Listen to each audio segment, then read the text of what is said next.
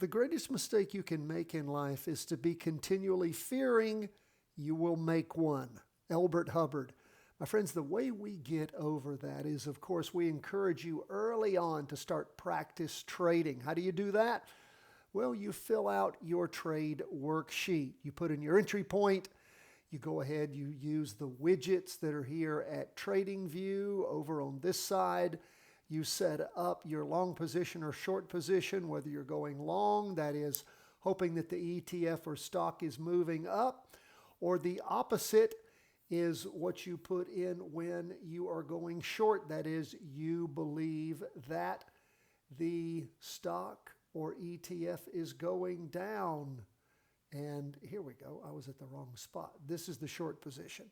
And you pop it in. And then what do? You go ahead and then you enter your practice trade and you track it. You use your trade worksheet and you see how successful you are. As you get better, then of course you can go to fractional trading. I'll put that at the end of today's video. What's fractional trading? That is where you use a small dollar amount. If you look at the S&P 500 here, you can see that it is trading for a large amount of money. There's several online brokers, many, that will allow you to do a fractional share. Or if you're trading something where it's not that expensive, such as the ETF that tracks Bitcoin, it's $108. It was a whole lot less a few weeks ago. But again, for $100, just a little over $100, you can buy one share. And what can you do with that one share? You can fractional trade it. If you lose 20%, it's just over $20. So again, we want small dollar amounts. When you think you're getting good and you really want to test yourself, then, and what does that do for you? What is fractional trade? Well, it means you really are, even with a share or two or less than that, a fractional amount, you're entering into a trade. You are literally going in and buying a stock, a small dollar amount, and you are entering the trade. You're learning how to buy. You are then learning how to set up your good till canceled sell order. You're then following it. You're then really keeping up with whether or not you are getting in at the proper time, getting out at the proper time, how to get in, how to get out. You're learning those little nuances. And again, you don't have to deal with the fear as, gosh, I remember the first time I went into a real trade with way more money than I ever should have been putting in and trying to get it right and then getting it wrong and then trying to get out, realizing I bought, this was with options trading, I bought a call instead of a put. And again, you don't have to panic about that stuff if you've practiced, traded it, learned by doing it with small dollar amounts, like one contract on an inexpensive option.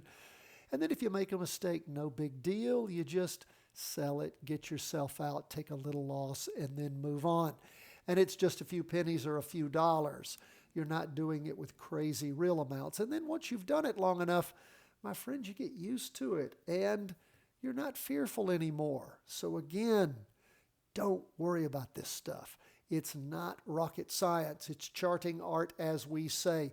And the best thing you can do is just practice and learn till you get it down and you understand what these stocks and ETFs are doing, because you look at them each and every day, if but for just a few minutes. Let's jump into stocks, bonds, gold, and Bitcoin. Everything down for the day, but gold. We'll first jump into the S&P 500, down 0.51%. The high last week, 609.07. This week, 607.86. So we're not reaching the higher high yet. We didn't hit average volume last week. It got really close.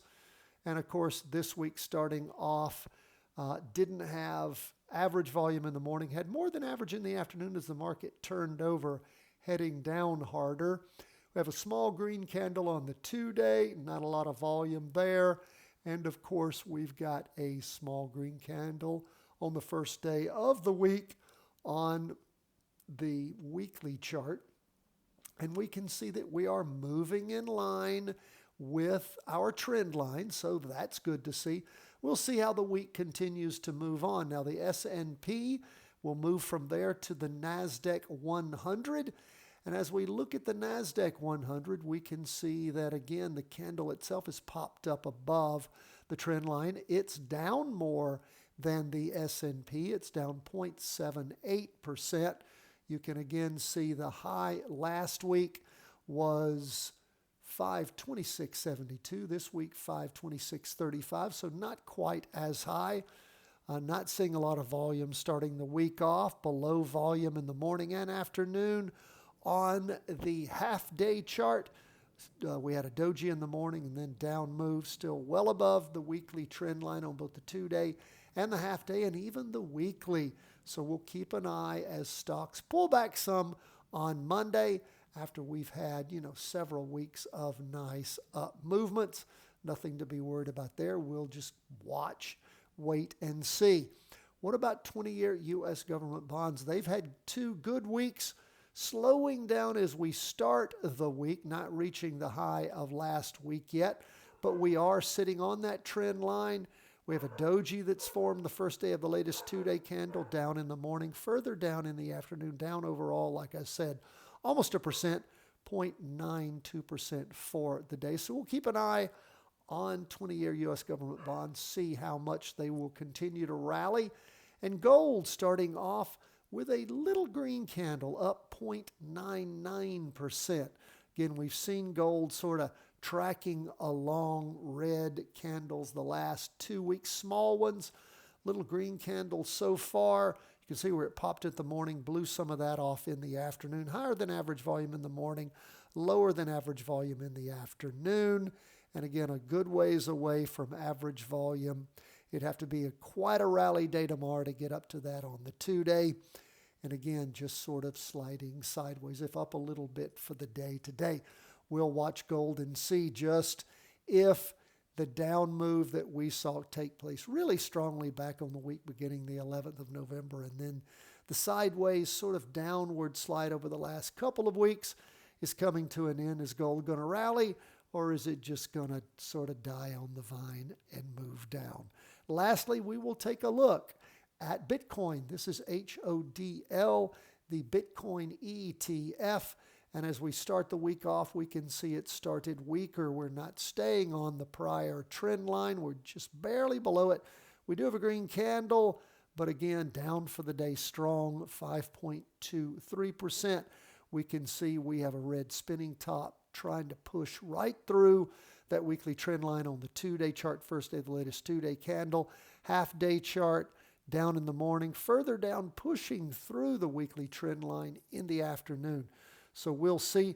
Now, we've seen, of course, as Bitcoin has rallied, it's pulled back a little bit and then popped up. Pulled back, popped up, pulled back, popped up. It's pulling back now. Is that sort of coming to an end, or is it going to rally again? Well, we will keep an eye on that as we move through the rest of this week. My friends, we always love to hear from you. CW@chartingwealth.com. God bless. All the best from the whole team at Charting Wealth World Headquarters.